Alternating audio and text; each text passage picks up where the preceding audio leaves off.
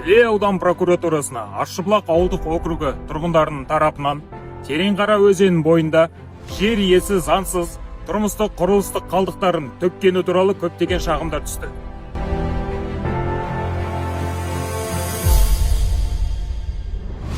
Аталған шағымдарға байланысты аудан прокуратурасымен талдау жүргізіліп, жер учаскесіне дрон арқылы әуеден шолу жасалды.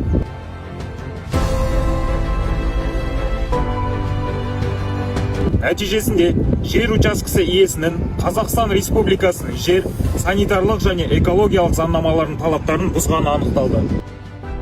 Бұл факті бойынша жер иесі және басқа да жауапты тұлғалар әкімшілік жауапкершілікке тартылды.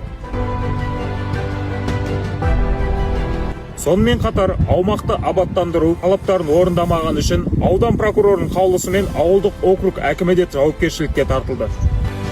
Қазіргі уақытта аталған заң бұзушылық бойынша материалдар жинақталып, жер учаскесін тұрмыстық құрылыстық қалдықтардан тазарту, өзен арнасын және жер учаскесін қалпына келтіру бойынша сотқа талап арыз жолданды.